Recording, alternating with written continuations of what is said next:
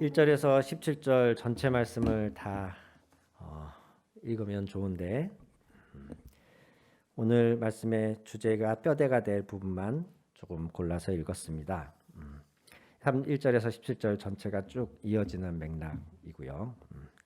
지난주에 우리가 함께 나눴던 말씀, 우리가 믿음을 위하여 싸워야 할 것들 중에 악한 영들과의 싸움에 대해서 이야기를 드렸고, 오늘 말씀이 지난주 말씀과 이어집니다. 그래서 지난주 말씀을 잠깐 요약하고 계속할 텐데요. 에베소서 6장의 12절에 이런 표현이 있었습니다. 우리의 싸움은 인간을 적대자로 상대하는 것이 아니라 통치자들과 권세자들과 이 어두운 세계의 지배자들, 하늘에 있는 악한 영들을 상대하는 것이다. 아멘. 우리의 대적이 그러한 존재이다. 베드로전서 5장 8절에도 이런 표현이 있습니다. 여러분 정신을 차리고 깨어 있으십시오. 여러분의 원수 악마가 우는 사자같이 삼킬 자를 두루 찾아다닙니다. 아멘. 이런 표현이 있습니다.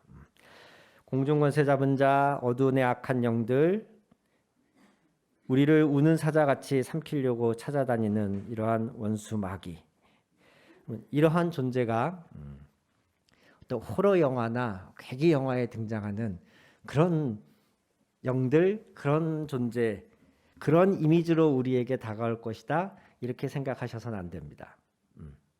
이런 악한 영들, 어둠의 영적 세력들이 활동하는 대부분의 모습은 우리에게 아주 일반적인 모습입니다. 벌써 머리 풀어 헤치고 입에 피칠갑하고 우리에게 다가오면 우리가 그 존재를 환영하겠습니까? 네, 그렇게 다가오지 않습니다. 오히려 특히 지난주에 말씀드린 것처럼 통치자들, 권세자들, 어두움의 지배자들, 하늘에 있는 악한 영들, 이 단어 안에 의미에 포함되어 있듯이 이러한 세력들은 우리를 조종하고 우리를 다스리고 우리의 생각과 가치관을 왜곡해서 잘못된 방향으로 이끌려는 그런 방식으로 우리에게 가장 많이 다가옵니다. 그래서 가룟 유다에게도 사단이 예수를 팔 생각을 집어넣었다, 그런 표현을 성경에서 하고 있습니다. 우리의 생각, 우리의 마음 안에 가장 많은 어두움의 영의 역사가 있다는 것이에요. 그래서 어떤 분은 우리의 마음이야말로 가장 심각한 영적 전쟁터이다, 이렇게 이야기합니다. 오늘 읽은 본문에서도 같은 이야기를 하고 있는 것입니다. 골로새서 3장 2절을 보시면 여러분은 땅에 있는 것들을 생각하지 말고 위에 있는 것들을 생각하십시오. 아멘. 또한 9절에서 10절을 보시면 여러분은 옛사람을 그 행실과 함께 벗어버리고 새 사람을 입으십시오. 이 새 사람은 자기를 창조하신 분의 형상을 따라 끊임없이 새로워져서 참 지식에 이르게 됩니다. 아멘. 자기를 창조하신 분의 형상을 따라 끊임없이 새로워지는 게 우리의 존재, 새 사람이라는 겁니다. 그럼 그 끊임없이 새로워짐이 어디까지 새로워지는 것이냐? 참 지식에 이르기까지. 개역 개정에서는 지식에까지 새롭게 하심을 입은 자이다 라고 말씀하고 있습니다. 우리가 보통 구원을 말할 때에 영혼 구원에 대해서 많이 강조하죠. 그러니까 이게 이때의 이 영혼이라 함은 사실 그 한 사람의 전체적인 존재, 영혼 육으로 나눠가지고 영혼만 구원한다 이런 의미가 아니고 그 한 사람의 온전한 그 한 사람이라는 의미이지 영혼 육에서 영만 따로 말하는 게 아니거든요. 근데 우리가 그 말을 그냥 특별한 자각 없이 자꾸 쓰다 보니까 영혼 구원 그러면 죽어서 우리의 영혼이 천국만 가면 된다 이런 식의 이제 오해를 낳기도 합니다. 근데 오늘 분명히 성경은 말씀하기를 우리는 새 사람을 입었다. 근데 이 새 사람은 끊임없이 그리스도의 형상을 따라 우리를 창조하신 분의 형상을 따라 새로워져 가야 된다. 이렇게 말씀하고 있어요. 그 새로워짐이 어디까지? 지식에까지 새로워짐을 입어야 된다는 거예요. 우리의 생각, 우리의 마인드, 우리의 가치관까지도 바뀌어야 진짜 새 사람이라는 겁니다. 왜냐하면 그 우리의 생각, 마인드, 우리의 성향, 우리의 습관, 우리의 관습 그 안에는 아까 말씀드렸던 이 어두운 세계의 통치자들과 권세자들과 하늘에 있는 악한 영들이 잘못 심어놓은 또는 그것 자체가 잘못된 것은 아니더라도 그것을 잘못된 방향으로 사용하게끔 적용하게끔 하는 그러한 고쳐져야 될 지식과 마인드, 가치관들이 우리 안에 많이 존재하기 때문이에요. 단적인 예로 예수님의 최측근이었던 12 제자들 중에서도 살아계신 예수님의 말씀을 바로 옆에서 경청할 수 있었던 특권을 누렸던 그 사람들 중에서도 예수님은 이제 곧 십자가에 달려서 인류의 죄를 위해 죽으실 그 이야기를 하고 계신데 그 예수님께 다가가서 이런 부탁을 드리잖아요. 그것도 본인들이 한 것도 아니에요. 그 제자 두 사람의 어머니가 치맛바람을 일으키죠. 그래서 예수님께 가서 요구합니다. 주님이 당신의 나라에 임하실 때에 내 아들들을 예수님의 왼편과 오른편에 두어주십시오. 인사청탁을 하는 거예요. 그들이 그렇게 예수님께 요구했을 뿐 아니라 그들이 요구를 나중에 듣게 된 다른 제자들이 화를 내면서 분노하죠. 왜 그랬겠습니까?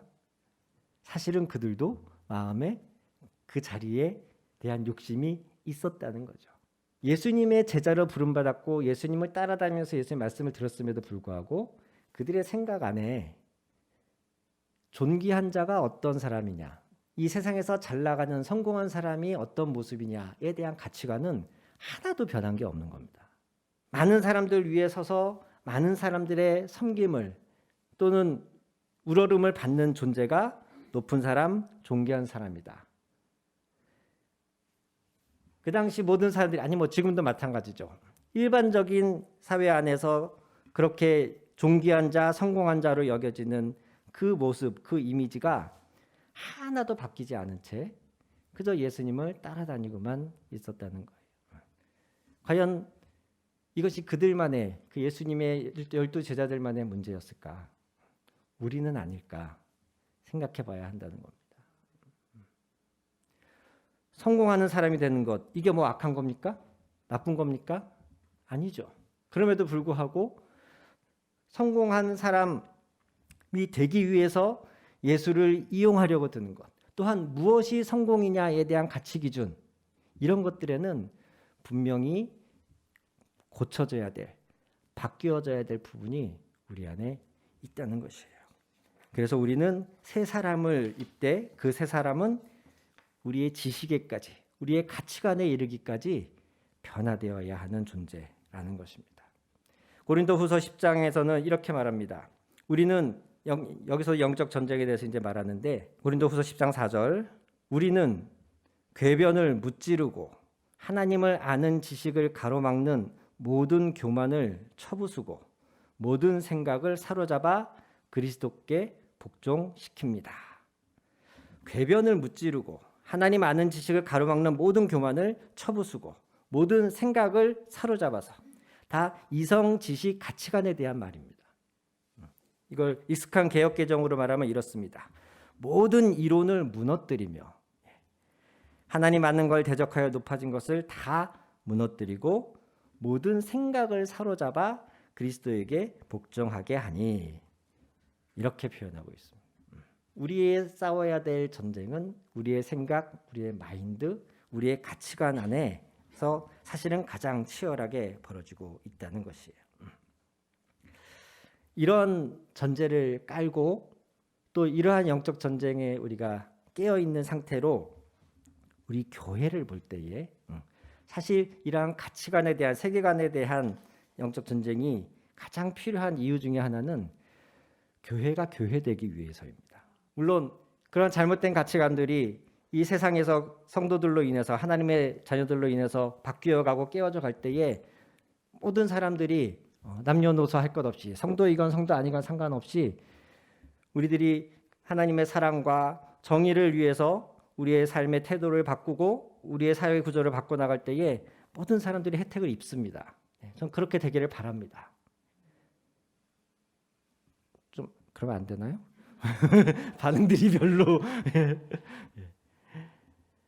우리가 소금과 빛이라고 명명받은 이유가 그런 것 때문입니다. 예수님 믿고 나만 잘 먹고 잘 살면 되는 게 아니에요. 우리가 가치관이, 세계관이, 우리의 문화적 습성들이 그리스도의 기준으로 바뀌음으로 말미암아 우리 주변에 있는 사람들이 그것을 함께 하나님의 사랑과 정의를 함께 맛보게 되는 것.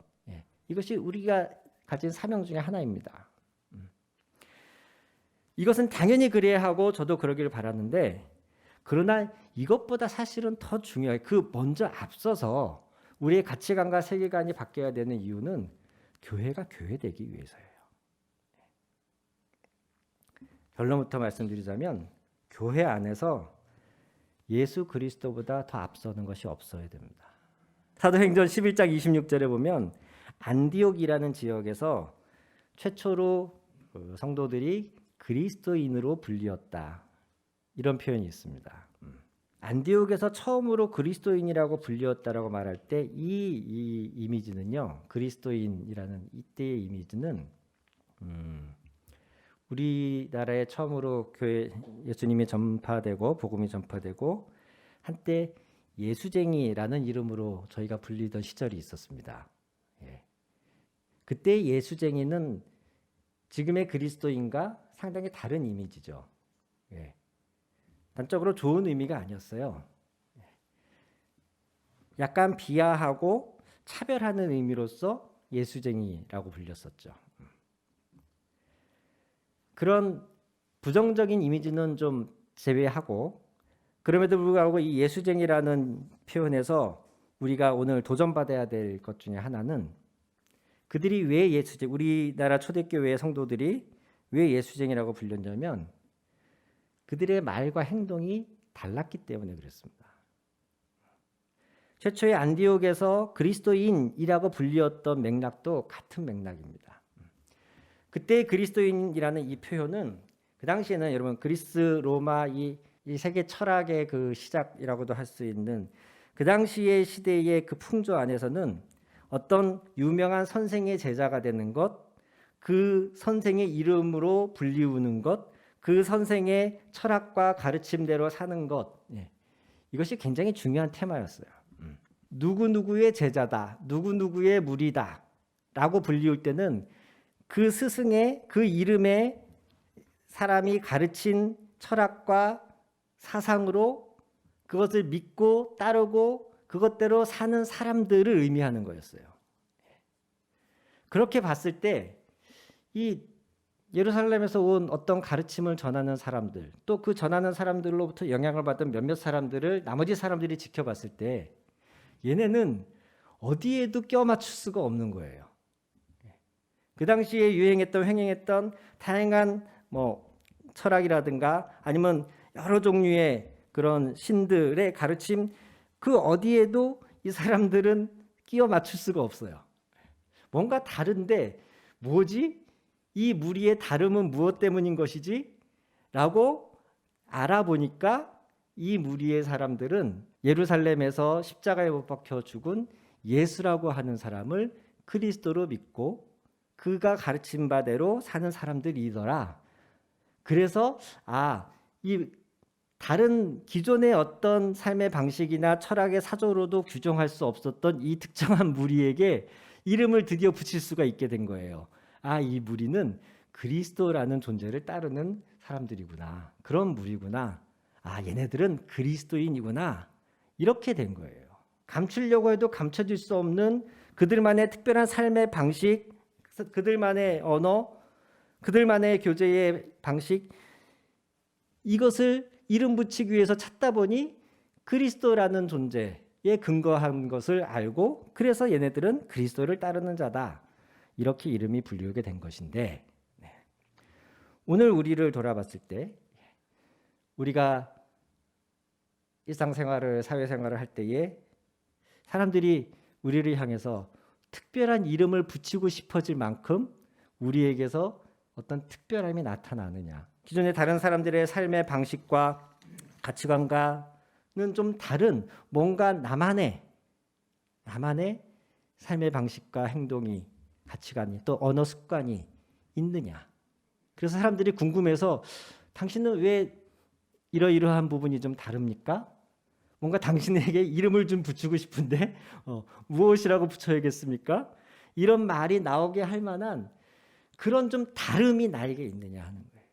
어쩌다가 우연히 내가 교회 다닌다는 사실이 딱 밝혀졌을 때 사람들이 오히려 의아해하면서 너 교회 다녔어? 오히려 우리가 이런 질문을 받고 있지 않느냐 하는 거죠. 이처럼 우리를 규정짓는 특별한 가치관, 세계관, 우리의 삶의 습관과 간습, 이것이 있어야 교회가 교회다워지는 거예요.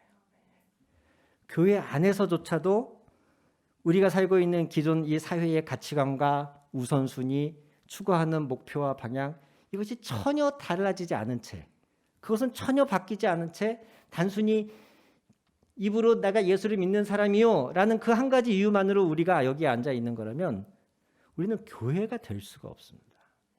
왜냐고요? 당장 골로새서 오늘 본 본문 안에서도 보면요, 11절 한번 보실까요? 제가 봉독하겠습니다. 거기에는 그리스도인과 유대인도, 할례받은 자와 할례받지 않은 자도, 야만인도 스구디아인도, 종도 자유인도 없습니다. 오직 그리스도만이 모든 것이며 모든 것 안에 계십니다. 아멘. 아멘. 여기서 말하는 그리스인과 유대인, 이거는 그 당시에 어떤 민족적인 장벽을 의미하죠. 민족적인 차이를 의미합니다. 우리로 치면 뭐 일본인, 한국인, 중국인, 그런 차이가 되겠죠. 그러한 차이도 교회 안에서는 없습니다. 말하는 거예요. 할례 받은 자와 할례 받지 않은 자, 그 당시 유대인들은 자신들이 할례 받았다는 사실에 대해서 굉장한 그 의미를 부여하고 선민 의식이 강했었죠. 그런데 그런 건 역시 교회 안에서는 없습니다. 야만인, 스구디아인, 여기서 스구디아인은 우리가 세계사에서 스키타이 족속이라고 배운 사람들이고 페르시아 제국의 시작을 가져왔던 사람들입니다. 이러한 차별도 차이도 교회 안에서는 없습니다. 심지어 사회적 차별을 가져오는 신분, 종이냐 자유인이냐 하는 것도 교회 안에서는 없습니다. 오직 그리스도만이 모든 것이십니다. 아멘. 그리스도, 이 모든 차별, 아니 차이가 그리스도 아래에 놓이게 될 때에 교회가 참 교회가 되는 것입니다. 물론 저마다 배워온 것이 다르고 살아온 환경이 다르고 가지고 있는 가치관이 어쨌든 다르기 때문에 불편함이 있을 수 있습니다. 당장 저희 뭐 얼마 되지 않은 우리 이곳에 앉아 계신 분들인데도 불구하고 우리 안에는 연령에 따른 많은 세대 차이가 있습니다. 남성과 여성이라고 하는 차이 역시 이 안에 존재합니다. 진보냐 보수냐 하는 정치적인 성향 역시 우리 안에는 다양하게 존재합니다. 이 모든 것들이 우리 안에 분명히 존재합니다.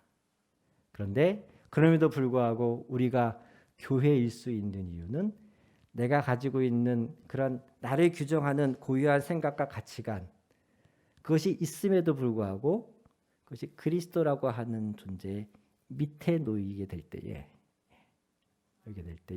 우리는 교회일 수 있는 것이에요. 다르게 반대로 말하면 우리가 교회이기 위해서는 우리가 한 공동체를 그리스도의 몸된, 오늘의 설교 제목대로 하나로 그리스도의 몸된 성전으로 지어져 가기 위해서는 절대적으로 우리는 나의 고유한 사상과 가치관을 그리스도 그분 아래에 놓는 수고와 노력이 있어야 합니다. 더 나아가서 이것은 싸움이 될 수 있습니다. 우리나라가 지금 크게 나뉘어져 있지 않습니까? 너무나 근소한 차이로 대통령의 당락이 갈렸고 여전히 그 양측을 지지하는 세력들이 첨예하게 대치되고 있는 상황입니다. 저 역시 저 개인적으로는 가지고 있는 그런 지향하는 바, 지지하는 바가 분명히 있습니다. 그러나 그렇기 때문에 내가 특정 정치 성향이 있기 때문에 또는 나는 남자이기 때문에 또는 나는 성향이 뭐 제가 ISTJ든가 뭐 제가 MBTI로 뭐 그렇기 때문에 나는 누구누구와는 함께 할 수 없어. 이런 사람들과는 함께 공동체를 이룰 수 없어. 이렇게 말한다면 그는 지식에까지 새로움을 입으라고 말씀하시는 주님의 말씀에 순종하지 않는 것이에요. 이 모든 것이 그리스도 아래이다라고 선언하는 주님의 말씀에 순종하지 않는 것이 되는 거예요. 여러분 잘 아시는 금산교회의 조덕삼 장로와 이자익 목사님 얘기가 있습니다. 조덕삼 장로는 거부였습니다. 부모 때로부터 물려받은 땅과 하인들 엄청난 재산을 가진 사람이었고 이자익이라고 하는 사람은 굶어 죽느니 남의 종이 되는 게 낫겠다 생각해서 이 조덕삼 장로님, 원래는 이제 장로님은 아니었고 이분의 집에 하인으로 들어갔던 사람입니다. 그런데 이분들이 선교사를 통해 복음을 받아들이게 되고 예수님을 믿게 되고 한 교회에서 신앙생활을 하게 되는데 열심히 신앙생활을 하다가 어쩌다 보니 본래 주인인 조덕삼 이분보다 하인인 이자익 이분이 교회에서 먼저 장로가 됐어요. 그 당시에 장로는 선교사 목사가 절대적으로 부족하였던 시대였기 때문에 거의 준 목사의 역할을 하던 시절이었습니다. 그래서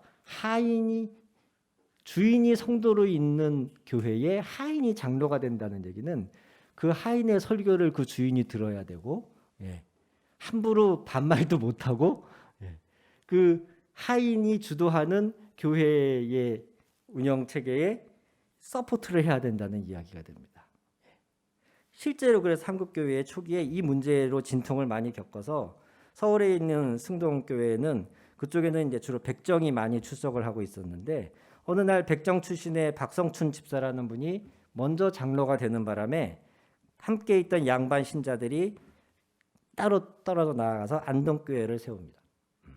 나는 백정이 장로로 있는 교회에 있을 수 없다. 그리고 양반들이 따로 교회를 세운 거예요.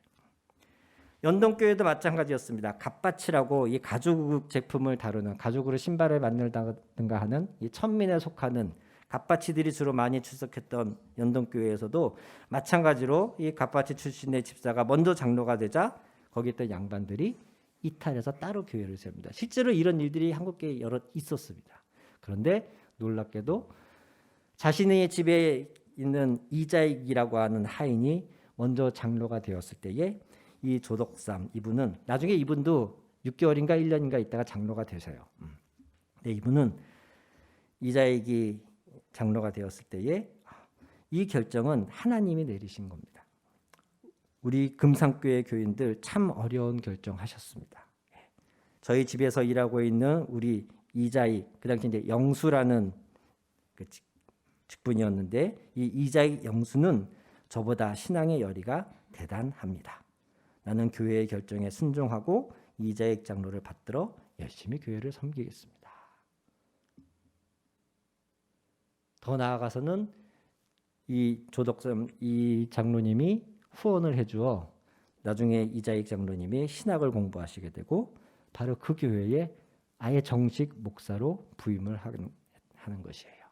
나아가 이 조덕삼 장로님은 숨질 때에 자기 자식들에게까지도 이자익 목사님을 잘 보필해서 교회를 잘 섬겨라라는 유언을 남기고 돌아가셨다고 합니다. 물론 처음에 교회가 시작될 때에는 이러한 신분, 사회, 문화적 차이로 인해서 미국도 흑인 교회가 따로 있고 백인 교회가 따로 있고 합니다. 인도 같은 경우는 카스트 제도가 워낙 엄격하다 보니 카스트마다 계급마다 교회가 따로 세워지기도 합니다. 우리나라에도 처음에는 남성과 여성이 따로 예배를 드리고 했습니다. 처음부터 모든 것을 극복할 수는 없습니다. 그러나 분명한 지향점은 있어야 합니다. 출발은 좀 미흡하게 할지라도 우리 안에 그리스도 아래에 우리의 모든 가치관과 세계관, 우리의 생활 습관, 문화, 사회적인 위치까지도 보는 것이 그리스도 아래에 있다는 이 믿음. 그것을 극복해 나가기 위해서 우리가 노력해야 한다는 이 믿음. 더 나아가 이 싸움이 교회 안에 있어야 합니다. 그럴 때에 우리는 예수님이 요한복음 17장에 말씀하셨듯이 예수님이 마지막 십자가 앞에서 교회를 위하여 기도하실 때에 그분이 기도하신 가장 중요한 주제가 교회의 하나됨이었습니다. 아버지와 내가 하나인 것처럼 이들이 하나가 되게 하소서. 주님의 기도가 우리의 이러한 싸움을 통하여 이루어지는 줄 믿습니다. 주님이 가장 바라시던 너희가 서로 사랑할 때에 세상이 너희를 보고 내 제자인 줄 알리라 하셨던 그 말씀이 우리의 이러한 싸움이 있어야 실제가 되는 줄 믿습니다. 사랑하는 성도 여러분, 내 나이도 내가 살아온 경험도 내 가치관도 정치적인 성향도 중요합니다만 그리스도 아래에 놓아주십시오. 그리고 그리스도를 머리 삼으시고 서로 연결되어져서 그리스도의 아름다운 몸으로 성장하는 저와 여러분 우리 교회 되기를 축원합니다. 아멘. 같이 기도하겠습니다.